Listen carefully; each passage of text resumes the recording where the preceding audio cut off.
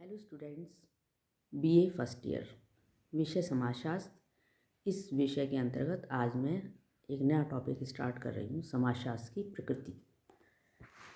इसके अंतर्गत आता है कि विज्ञान क्या है।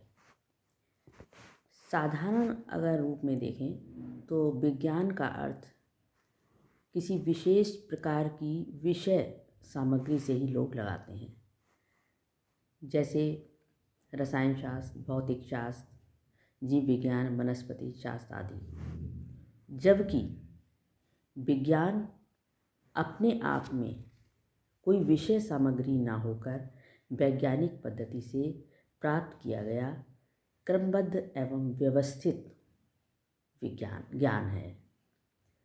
जो ज्ञान वैज्ञानिक पद्धति से क्रमबद्ध और व्यवस्थित रूप से प्राप्त किया जाए उसे विज्ञान माना जाएगा। यदि किसी भी विषय से संबंधित तथ्यों को वैज्ञानिक पद्धति से हम तथ्यों को संग्रहित करें तो इसके आधार पर बनाए गए सिद्धांत जो हैं वो वैज्ञानिक माने जाएंगे और वो विज्ञान के अंतर्गत आएगा। इस दृष्टि से कुछ परिभाषाएं हैं, जैसे कार्ल पियर्सन, सभी विज्ञानों की एकता उसकी पद्धति में है, ना कि उसकी विषय वस्तु में।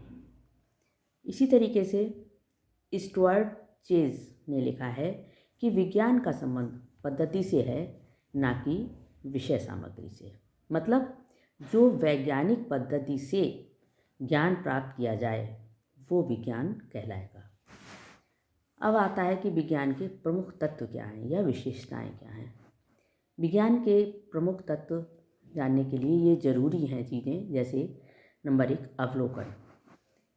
कोई भी ज्ञान जब हम अवलोकन के द्वारा प्राप्त करते हैं तो विज्ञान के अंतर्गत आएगा, क्योंकि विज्ञान में क्या है, अवलोकन जरूरी है। विज्ञान में अवलोकन के महत्व को देखते हुए गुडे एवं हेट ने लिखा है कि विज्ञान अवलोकन से आरंभ होता है और उसकी पुष्टि के लिए अंततः अवलोकन पर ही लौट आना पड़ता है।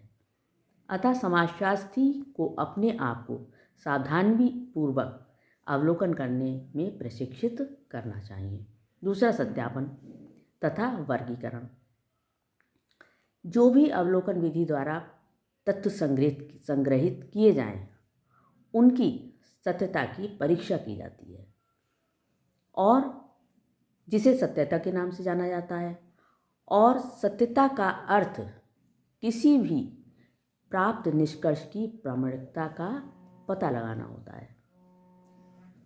प्राप्त तथ्यों को समान विशेषताओं के आधार पर विभिन्न वर्गों में व्यवस्थित करना वर्गीकरण कहलाता है। इसके बाद नेक्स्ट आता है सामान्यीकरण। सामान्यीकरण में क्या है, सामान्यीकरण का अर्थ होता है प्राप्त तथ्यों के आधार पर किसी सामान्य नियम या सामान्य प्रवृत्ति को ज्ञात करने से है। नेक्स्ट है भविष्यवाणी।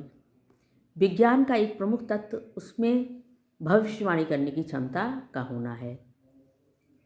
यदि किसी भी विषय में प्राप्त निष्कर्षों के आधार पर भविष्य की घटनाओं के संबंध में पहले से अनुमान लगा लिया जाए तो उस विषय को विज्ञान कहा जाएगा। मतलब जिसकी भविष्यवाणी की जा सके उसे विज्ञान कहा जाएगा। फिर है वैज्ञानिक प्रवृत्ति।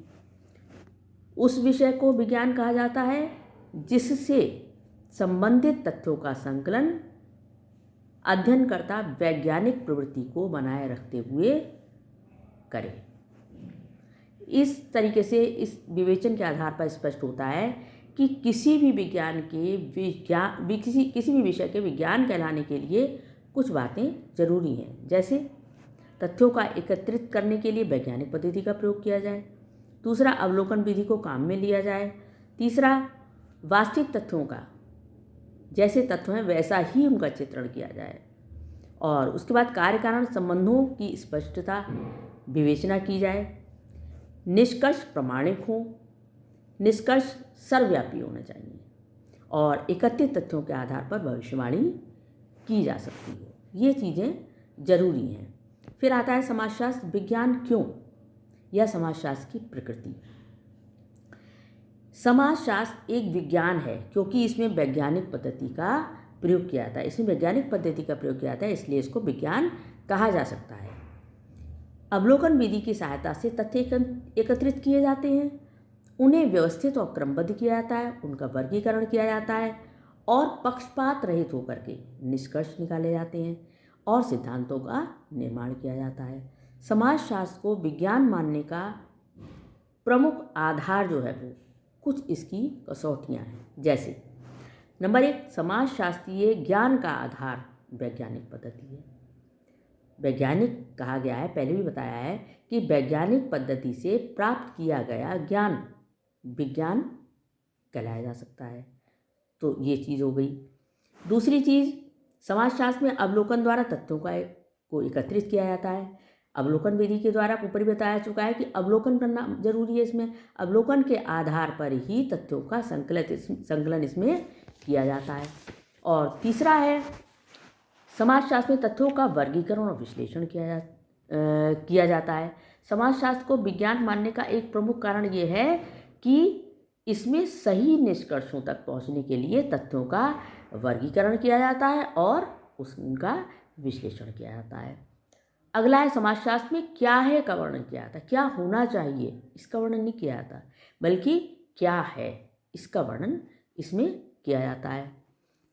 मतलब तथ्यों का यथार्थ चित्रण जैसे हैं वैसा ही चित्रण किया जाए उसमें। और नेक्स्ट है, समाजशास्त्र में कार्य कारण संबंधों की विवेचना की जाती है। समाजशास्त्र में जो भी घटनाएं हैं उनका कारण क्या है इसको जानने का प्रयत्न किया जाता है। समाजशास्त्र में सिद्धांतों की स्थापना की जाती है। सारा वर्गीकरण विश्लेषण करने के बाद क्या होता है, तथ्य जब संकलित किए जाते हैं उसके बाद वर्गीकरण विश्लेषण किया जाता है और उनकी सत्यता की जांच की जाती है और उसके आधार पर ही सिद्धांत बनाए जाते हैं। और नेक्स्ट है, समाजशास्त्री सिद्धांतों की पुनर्परीक्षा संभव है। मतलब जो भी सिद्धांत बनाए जाते हैं उनकी पुनर्परीक्षा भी करना जरूरी है। फिर समाजशास्त्र के सिद्धांत सार्वभौमिक हैं। समाजशास्त्र के जो सिद्धांत हैं वो सभी जगह लागू होते हैं, सार्वभौमिक है। इसका तात्पर्य है कि यदि परिस्थितियां समान रहें तो समाजशास्त्र के जो सिद्धांत हैं वो विभिन्न समाजों और कालों में खरे उतरते हैं। और नेक्स्ट है, समाजशास्त्र में भविष्यवाणी करने की क्षमता है। समाजशास्त्र इस कारण भी विज्ञान माना जाता है कि ये क्या है के आधार पर निष्कर्ष निकालता है और भविष्यवाणी करता है। फिर इसके बाद आता है कि इन सारी चीज़ों के आधार पर ये स्पष्ट होता है कि समाजशास्त्र एक विज्ञान है।